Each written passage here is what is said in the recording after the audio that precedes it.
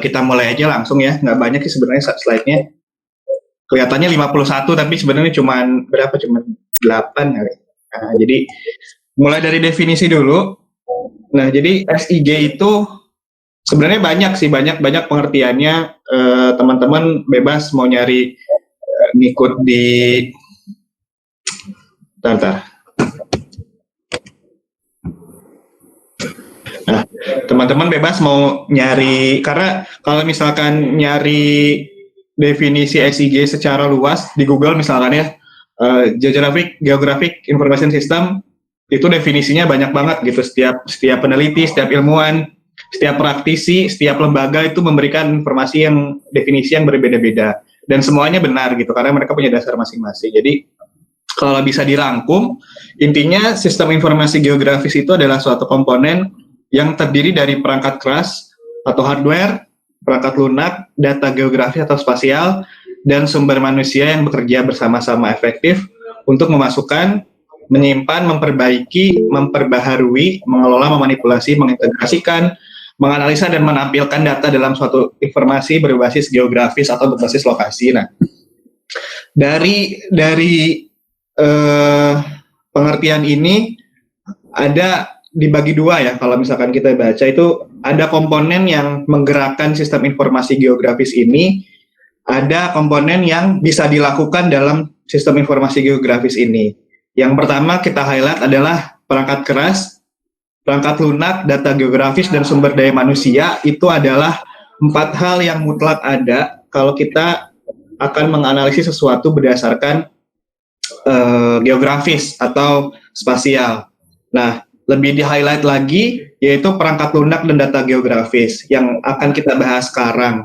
Itu software dan data spasialnya. Lalu, komponen lainnya adalah hal-hal yang bisa dilakukan oleh si sistem informasi geografis ini. Bisa memasukkan, bisa menyimpan data, bisa memperbaiki, bisa mengupdate atau memperbaharui, mengelola data sedemikian rupa, memanipulasi, mengintegrasikan dengan data-data lain, lalu menganalisa dan menampilkan. Sebenarnya kalau misalkan dilihat, ini adalah suatu alur ya, memasukkan, menyimpan, lalu diperbaiki, terus diperbarui, dikelola sedemikian rupa, lalu kalau misalkan butuh diedit ya dimanipulasi, diintegrasikan dengan data lain agar bisa menampilkan analisis yang komprehensif, lalu menganalisa dan menampilkan data dalam suatu informasi berbasis geografis yang mana kita kenal ya, jadi peta lah istilahnya gitu, peta Indonesia, peta kabupaten, segala macam.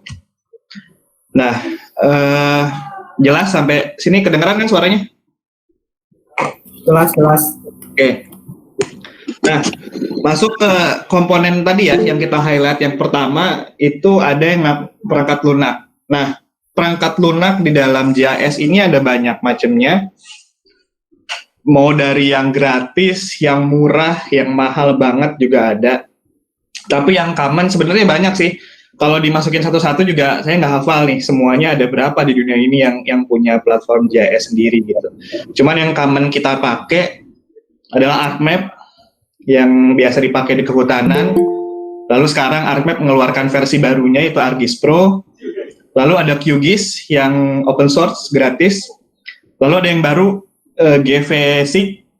Ini dia seperti QGIS, cuman fiturnya lebih lengkap sebenarnya. Cuman karena dia belum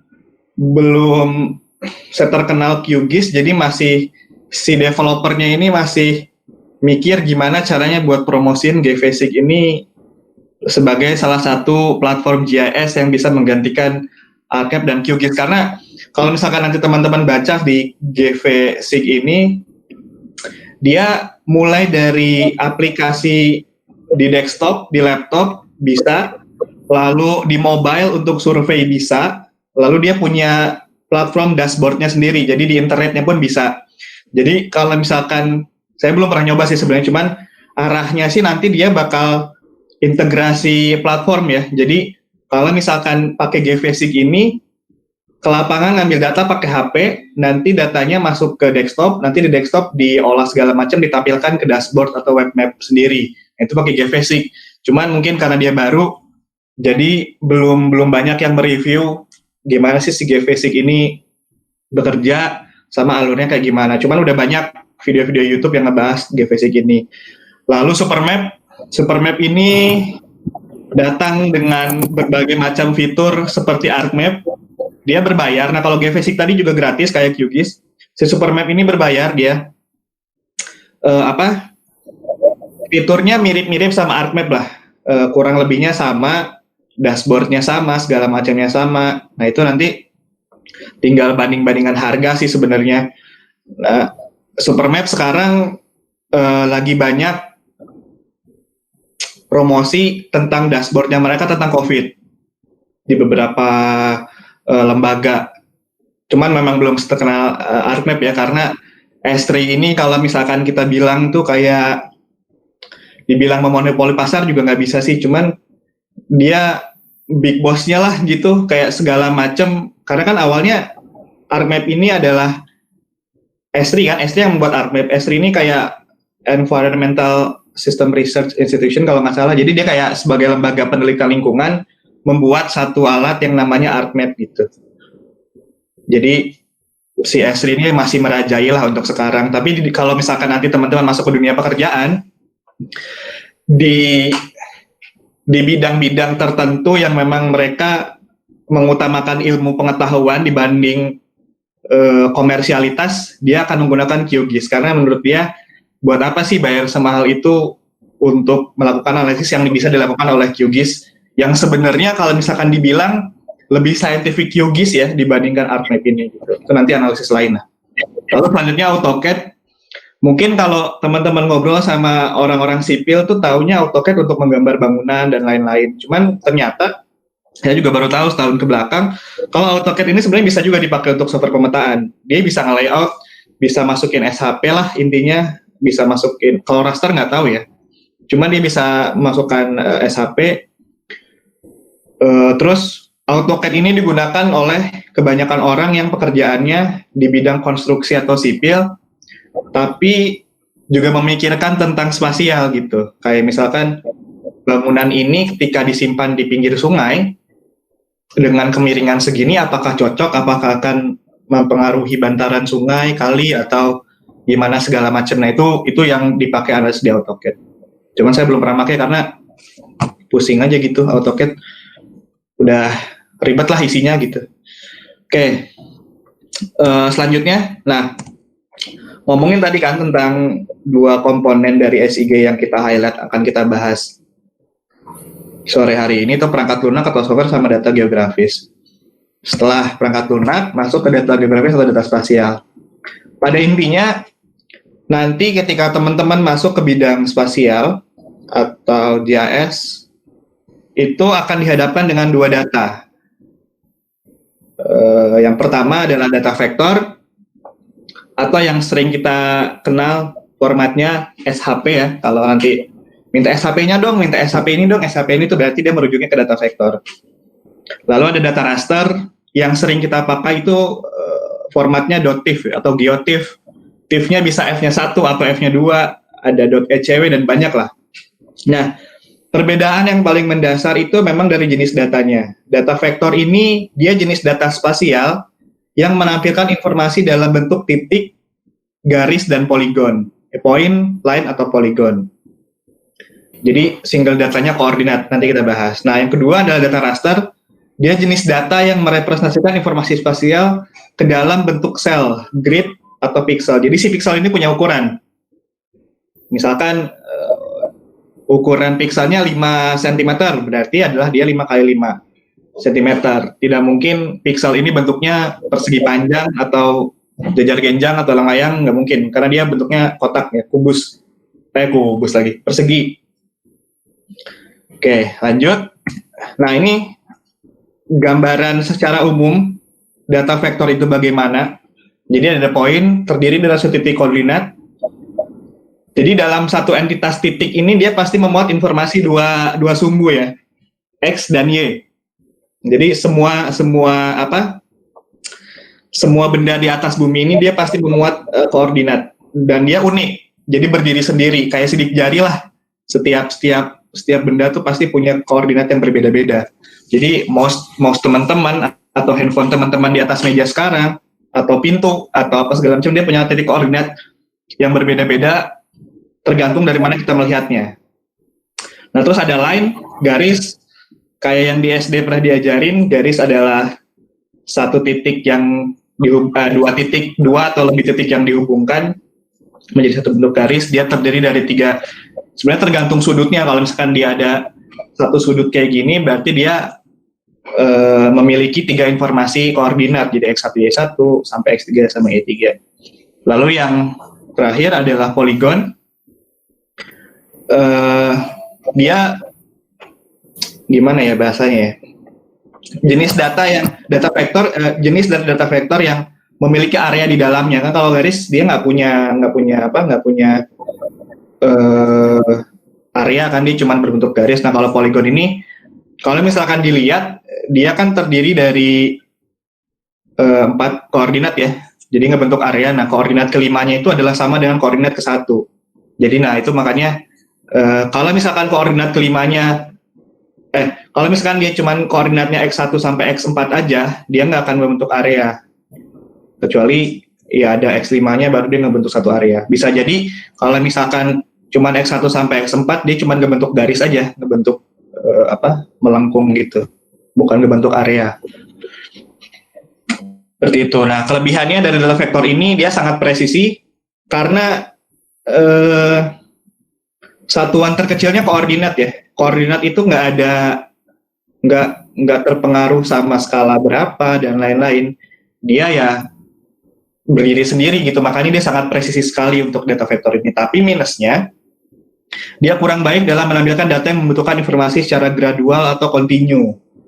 Kayak perubahan jenis tanah atau perubahan tutupan lahan. Si data vektor ini kurang baik. Malah ada beberapa praktisi yang bilang si data vektor ini kekurangannya adalah ketidakmampuan dia dalam mengakomodasi data-data gradual yang bersifatnya kontinu. Nah, mungkin ini baru ya buat teman-teman 2018. Nanti akan sebenarnya perbedaan vektor dan raster ini nanti akan paham sendiri ketika pakai. Karena kalau dari penjelasan itu beda-beda setiap praktisi. Nah, ini data raster. Jadi kalau misalkan dilihat, jadi data raster itu intinya kayak foto lah di kamera. Kalau teman-teman ambil foto sesuatu, kalau misalkan di zoom in banget, itu pasti dia pecah kotak-kotak kayak sebelah kanan. Nah, satuan terkecil dari data raster ini adalah pixel. Nah, satu pixel ini dia memuat satu informasi di atas muka bumi. Jadi kalau misalkan ini kita lihat tampilan foto hutan tanaman ya. Nah, kita mau lihat ini tuh citra satelit data apa nih? Natural color, warna alami, atau kehijauan atau apa. Nah, satu pixel itu dia memuat namanya digital number. Nanti kita bahas di akhir tambahan. Jadi digital number ini nomor yang mengindikasikan identitas dari objek di bawah pixel itu. Intinya seperti itu. Nanti kita bahas. Nah, kelebihan data raster ini, dia baik dan memang seharusnya menggunakan data raster untuk menampilkan data-data gradual yang kontinu, yang berganti periodik. Setiap periodik maksudnya misalkan setahun sekali, sebulan sekali, dan lain-lain. Nah, cuman kekurangannya, dia tidak bisa mendefinisikan hubungan topologikal. Jadi misalkan antara satu batas dengan batas yang lain, dia nggak bisa kayak gitu. Sama kurang presisi jika digunakan untuk menentukan batas administrasi. Makanya kalau teman-teman nanti mencari data di internet terkait batas provinsi misalkan, itu pasti data yang banyak adalah data dalam bentuk vektor. Karena raster dia tidak memuat batas. Dia nggak bisa menampilkan informasi kayak gitu. Nah, terus itu 2 jenis data. Nah, sumber data yang bisa kita pakai dalam melakukan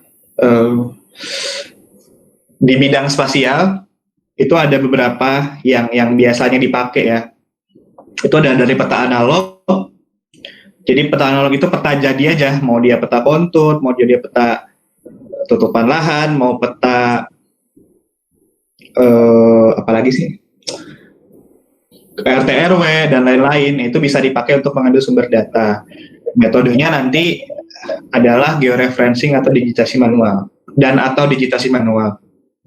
Lalu selanjutnya ada data remote sensing. Ini diperoleh dari platform satelit atau drone atau kamera.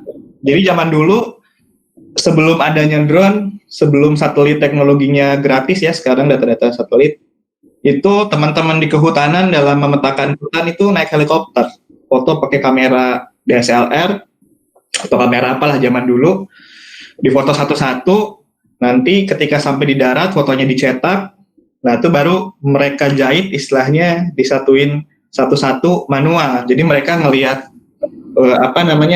bentuk pohonnya kayak gimana di foto satu, di foto dua nih harus nyari pohon yang sama di bentuknya, baru ditempelin gitu. Itu yang kita kenal sekarang kalau pernah olah data drone, istilahnya apa ya kalau di Agisoft itu. Itulah pokoknya ngejahit foto mosaik ya, mosaik foto. Nah dulu tuh kayak gitu prosesnya. Jadi di suatu ruangan besar, ini pasti generasi-generasi Butin ya, dosen Butin, Pak Endang, Pak Hikmat termasuk, itu pasti ngalamin tuh yang kayak gitu. Jadi ngejahit foto udara dari, beneran foto udara gitu, ngambil foto dari udara, dijahit sendiri manual dalam satu ruangan gede untuk didigitasi nantinya, kayak gitu. Nah terus yang ketiga adalah data lapangan. Ini diperoleh dari pengukuran secara langsung di lapangan maupun hasil dari tracking GPS. Nah, itu sumber data yang biasanya kita cari untuk mengumpulkan data-data yang kita butuhkan dalam analisis. Nah, terakhir dari pengenalan data spasial ini yang juga harus penting dipahami itu sistem koordinat. Ada dua sistem koordinat yang memang cuma dua sih sebenarnya. Cuma maksudnya yang biasanya kita pakai itu ada geographic coordinate system sama projected system coordinate system. Nah, bedanya apa? Intinya adalah si geographic coordinate system ini itu kalau kalian ngelihat bumi, sistem koordinat yang mendefinisikan bumi itu bulat. Ini bukan teori bumi bulat, bumi datar ya, beda gitu maksudnya. Ini koordinat sistem geografik ini ya dia 3D bentuknya bisa dilihat di gambar. Jadi informasinya adalah longitude, latitude, sama biasanya Z. Biasanya karena dia 3D kan. Nah, itu dia satuannya long lat. Nah, yang kedua adalah projected coordinate system. Ini kalau kalian, jadi sistem koordinat yang mendefinisikan bumi itu flat, datar, 2 dimensi. Jadi bumi yang bulat itu kita iris terus kita ratain di tembok. Nah, itu sistem koordinat yang projected. Jadi dia diproyeksikan datar. Nah, dua jenis yang dikenal ini ya masing-masing yang sering dipakai ya. Kalau geographic coordinate system ini yang sering banget dipakai itu WGS 84. Saya lupa sejarahnya apa, pokoknya intinya itu dibuat sama Amerika ketika militer dulu tahun 1984. Walaupun kesini-kesini tetap diperbaruin, tapi namanya tetap dipegang WGS 84 karena menurut mereka itu branding yang bagus gitu WGS 84. Lalu nah kalau misalkan projected coordinate system, nanti kalian akan berkenalan dengan UTM, zona-zona UTM. Jadi zona UTM ini kayak pizza nih, dibagi-bagi. Ada berapa partisi, nah itu UTM tuh, ada zona UTM. Nanti ada zona 1 sampai berapa ya? 60 kalau nggak salah. Itu ada S dan N, S itu South, itu North, itu ya, nanti kita bahas. Intinya dalam sistem koordinat yang kita pakai itu ada dua, geographic coordinate system sama projected coordinate system. Yang geographic biasanya pakai WGS 84, yang projected pakai zona UTM. Nanti ini akan teman-teman akan ngerti ketika akan menghitung luas dari area misalkan kampus Jatinangor. Nah itu nanti kenapa harus pakai projected sih? Kenapa nggak pakai geographic aja untuk area? Nah itu nanti pembahasan lain lah. Seperti itu. Nah sampai sini ada yang ingin ditanyakan mungkin atau apa segala macam? Gimana? Bang, mau nanya. Atau mungkin dari teman-teman yang udah lulus, yang udah TA, yang udah KP atau udah ngambil ICG merasa ada yang salah tadi silakan aja, atau ada yang pengen nambahkan bebas. Bang mau nanya bang. Siapa nih? Bentar. Sony dari Angkatan 16. Oke. Kira-kira Gimana? Dalam kan TAP itu ada terkendala itu ya bang, citra satelit resolusi tinggi tuh. Biasanya kemarin itu aku pakai, cuman ternyata aku juga butuhkan waktu pengambilannya 2020 ini dan nggak sempat minta. Kira-kira ada sumber terpercaya untuk pembelian citra satelit nggak bang?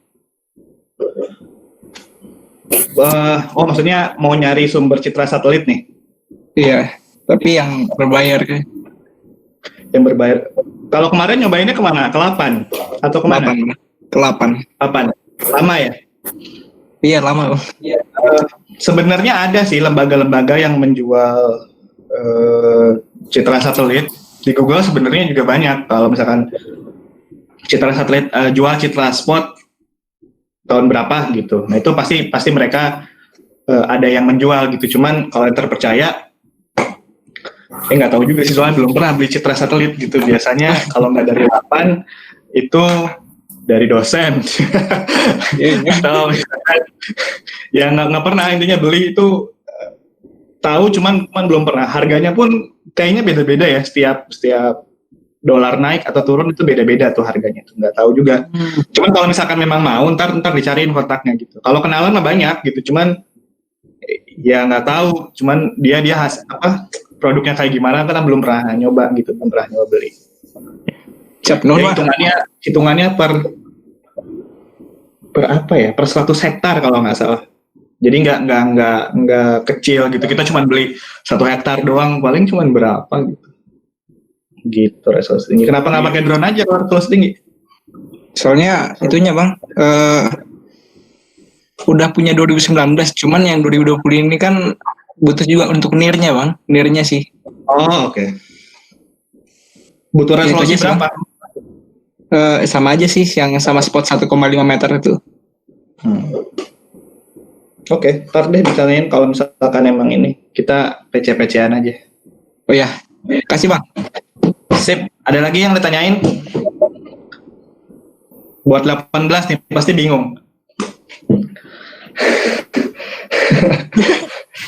Memang bingung gitu, maksudnya itu abstrak buat kita kan, baru nanti juga bakal tahu sendiri ketika masuk SIG, nyobain sendiri gitu. Nah kalau misalkan belum ada, ini ada satu lagi tambahan mengenai raster, kayak yang kemarin waktu saya Putri sama Aflah cerita, diskusi ngobrol tentang resolusi spasial ya dari raster ini. Itu juga termasuk yang penting untuk diketahui sebelum memilih data. Sebentar.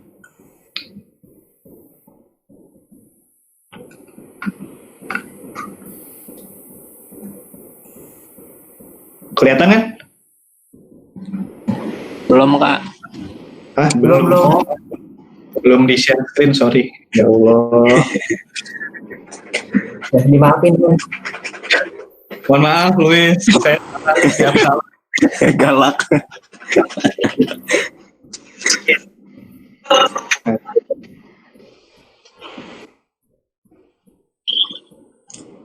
Kelihatan? Kelihatan. Tadi sebenarnya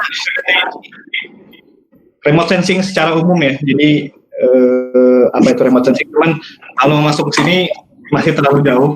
Jadi nantilah pembahasan berikutnya nanti kita akan bahas ini secara detail. Jadi intinya si raster ini dia punya 4 resolusi yang harus diperhatiin. Kalau yang sering kita bahas kan biasanya pikselnya ukuran berapa nih gitu.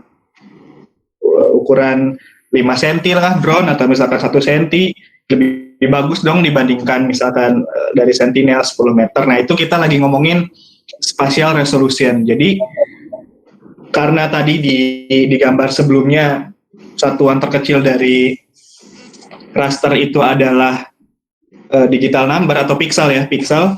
Jadi semakin tinggi resolusinya itu semakin kecil ukuran pixelnya. Jadi kalau misalkan kita ada 2 data 10 cm, resolusi spasialnya 10 cm sama 5 cm, berarti yang resolusinya tinggi itu adalah yang 5 cm bukan yang 10. Jadi kadang-kadang ada teman-teman yang kebalik tuh, Semakin tinggi dia berarti semakin gak jelas dong gitu. Nah, kenapa semakin tinggi resolusi itu semakin bagus? Sekarang gini, misalkan ngefoto pohon ya, lebar tajuk berapa sih biasanya? 3 meter kali 3 meter misalkan. Nah, kita punya foto udara yang resolusinya 5 meter sama 5 cm. Nah, pasti lebih jelas yang 5 cm kan? Kenapa? Karena di yang 5 meter ini, dalam satu pixel itu kan 5 meter ukurannya, dia hanya memuat satu informasi. Jadi cuma satu warna aja nih yang bisa kebaca. Sedangkan kan kalau misalkan kita lihat tajuk pohon, bisa jadi dia ada yang hijau muda, ada yang hijau tua, ada yang kuning mungkin, ada yang coklat, ada warna tanah juga, atau ada orang di sebelahnya, ya nggak tahu lah. Tapi yang kebaca itu cuma satu warna. Jadi warnanya cuman satu warna aja gitu, hijau misalkan. Padahal di bawah 5 kali 5 meter itu banyak sekali informasi yang bisa diambil. Nah, dibandingkan dengan yang 5 cm kali 5 cm, bayangkan aja gitu dari luas lebar tajuk yang 3 meter kali 3 meter misalkan, kita punya foto udara yang resolusinya 5 cm. Berarti kan dalam 3 meter dalam 3 kali 3 meter itu ada berapa ribu informasi warna yang bisa kita ambil. 5 cm itu bisa daun kali ya, kalau daunnya daun jati. Bahkan dalam satu daun jati itu yang ukurannya bisa 20 cm, bisa 4 mungkin kita dapat informasi warna daun jati di situ. Itu alasannya kenapa teknologi drone itu maju sekali sekarang, karena orang pengen dapat hasil foto udara nih yang detail banget gitu, nggak mau yang kadang-kadang kalau misalkan kita pakai satelit Landsat misalkan 30 kali 30 meter, terus kita ngambil foto rumah kita misalkan, kadang-kadang cuma satu warna doang itu, sedangkan warna rumah kita kan macam-macam, ada gentengnya lah, halamannya lah, pagarnya lah gitu. Intinya mirip kalau kalian foto muka teman kalian lah gitu. Misalkan kameranya yang berapa, nah perbandingannya foto muka teman tapi warnanya cuma satu gitu. Kan jadi flat aja gitu, warnanya coklat misalkan. Tapi dibandingkan dengan kamera yang bagus banget, yang resolusinya sampai milimeter, ketika ngefoto teman kan warna hidung beda, warna mata beda, warna rambut beda, bahkan jerawat pun kelihatan gitu kayaknya kalau milih. Nah itu yang namanya spatial resolution yang sering nanti bakal kita pakai dalam penggunaan raster ini gitu. Nah, selanjutnya ada spectral resolution. Ini yang sering kita pakai itu kan foto-foto tampak ya, maksudnya dari HP misalkan. Kita foto gunung ya udah gitu. Nah, itu kalau misalkan dibedah satu foto itu ya, dia terdiri dari tiga band itu gelombang. Jadi ada gelombang tampak, ada merah, biru, sama hijau.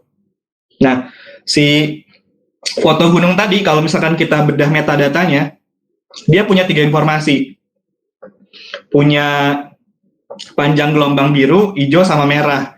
Nah, ini setiap panjang gelombang ini dia akan sensitif terhadap objek-objek yang ditemuin. Jadi, makanya nanti teman-teman di S3 atau mungkin di PBAT bakal tahu gelombang-gelombang apa aja sih yang sensitif terhadap tumbuhan atau terhadap tanah atau terhadap air. Makanya nanti ada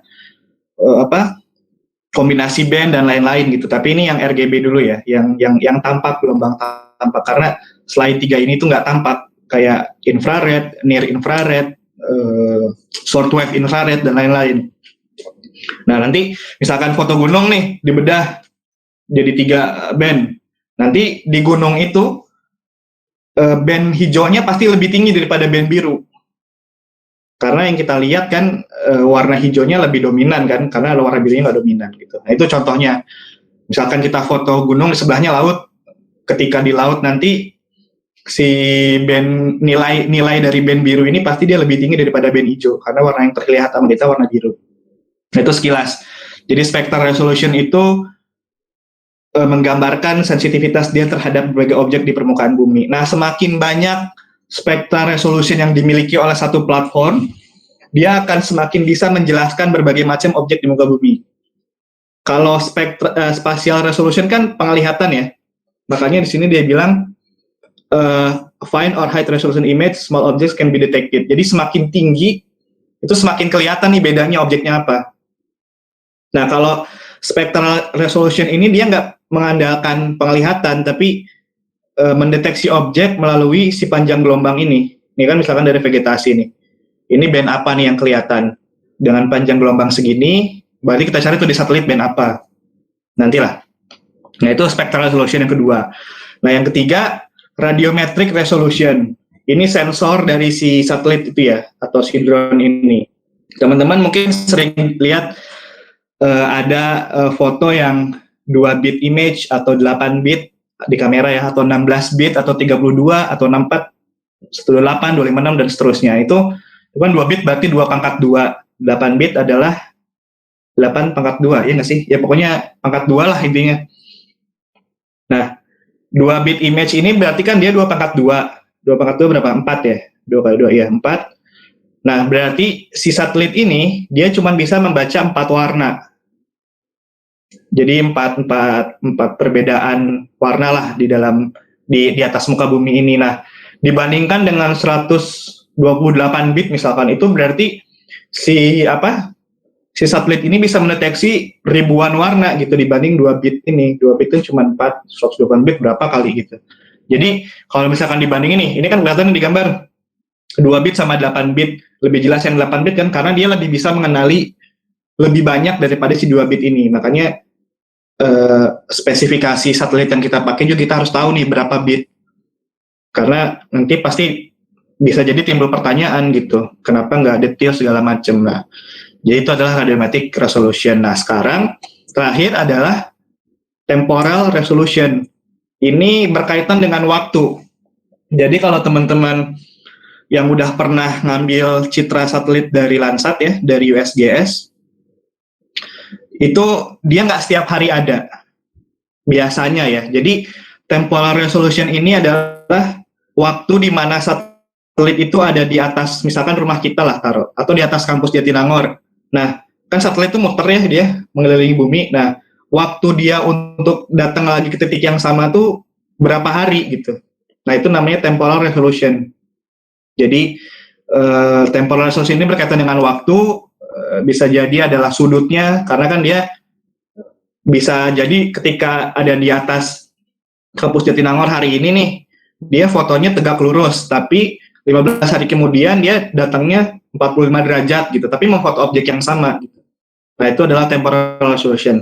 Nah, empat resolusi ini itu yang tergabung dalam metadata, data mentahnya lah dari si raster kalau kita mau download gitu. Ini nanti kalau misalkan udah kenal sama USGS ya, yang 2018, pasti akan tahu data satelit itu biasanya kalau kita download namanya panjang banget. Ada tanggal, tahun, bulan, ada pet sama row, jadi baris keberapa dia fotonya segala macem. Jadi biasanya dalam laporan spasial itu diperlukan. Jadi spatial resolusinya berapa nih? 5 cm kalau nanti oke. Spectral resolutionnya dia punya berapa band? 3 band aja, red, green, blue, oke. Radiometric resolutionnya berapa? 8 bit, oke. Temporal resolutionnya berapa? 15 hari atau 10 hari. Nah, itu nanti buat orang yang memang menganalisis data dari raw banget, dari mentah banget, itu akan kepake banget untuk analisis. Belum nanti ada istilah koreksi radiometrik sama kalibrasi radiometrik ya kalau nggak salah, atau atmosferik, itu banyak. Jadi intinya apa si citra satelit ini ketika kita download mentah, sebelum kita analisis itu ada step dulu. Jadi nggak bisa download langsung dipakai gitu. Itu ada step dulu yang harus dipakai agar nilainya benar.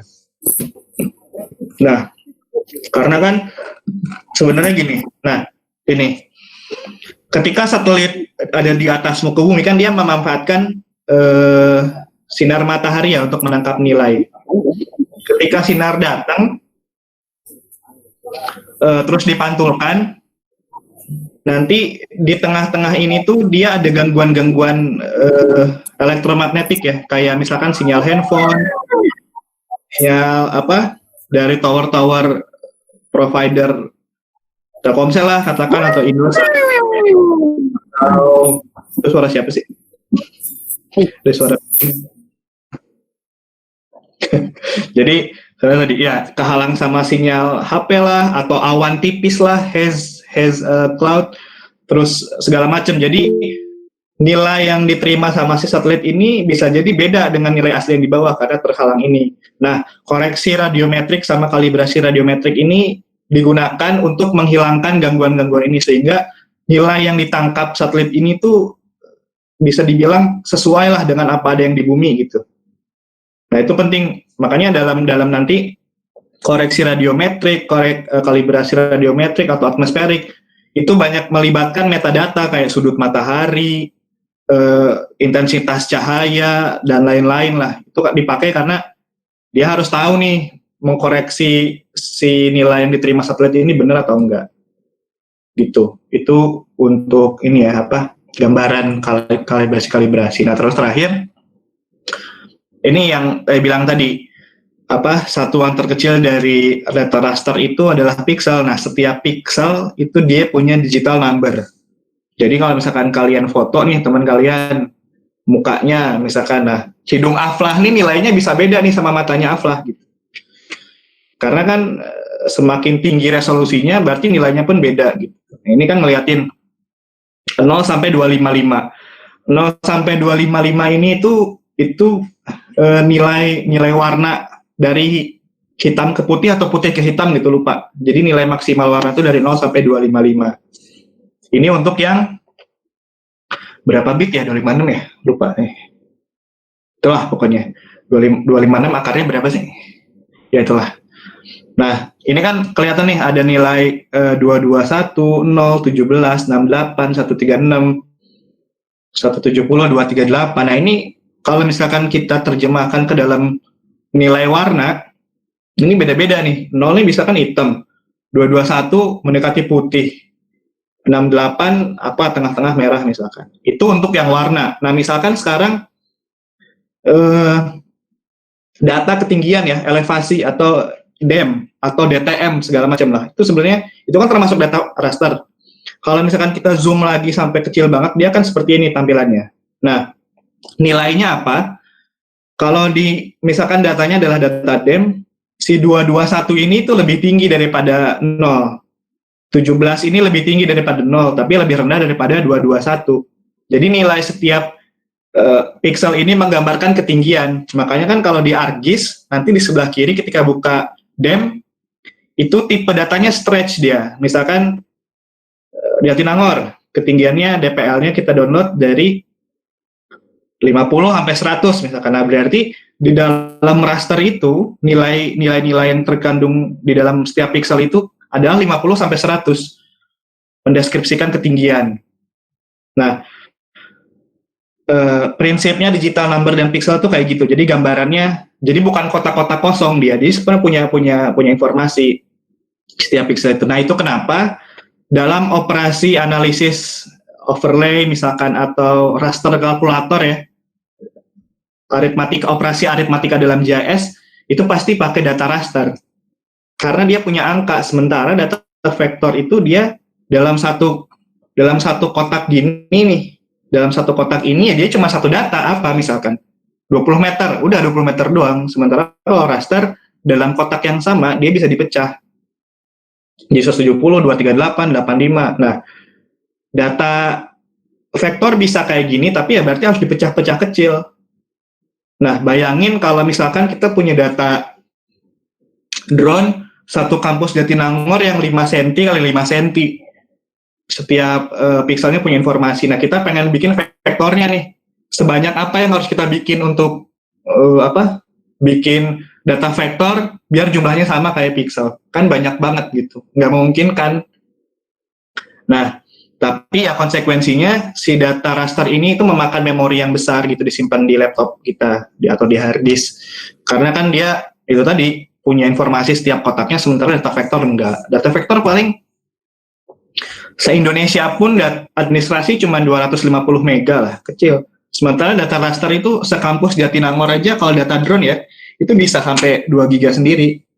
Jadi setiap data ini punya punya kelebihan dan kekurangannya masing-masing, tapi saling melengkapi. Jadi nggak bisa kita pakai raster aja terus deh, nggak gitu. Saya dulu ingat pas SIG, asisten saya 2013, dia bilang, nanti akan ketemu sendiri, kamu sukanya yang mana, pixel, raster atau vektor. Kesini tuh jadi sadar, sebenarnya pertanyaan itu jebakan. Kita nggak bisa suka salah satu nih. Mungkin kalau favorit iya, cuman dalam bekerja atau dalam menganalisis tuh kita harus pakai dua-duanya. Kita menentukan batas pakai raster mah nggak bisa gitu, harus pakai data vektor. Tapi data vektor panduannya mendigitasi batas apa? Kan dibantu sekarang sama satelit lah, sama drone lah. Jadi itu saling melengkapi, nggak bisa salah satu data aja. Seperti itu tambahannya. Selebihnya sih nantilah. Takutnya terlalu kebanyakan, hari ini kan santai bawaannya. Mana. Sip. Kayak gitu. Ada yang mau ditanyain? Ada.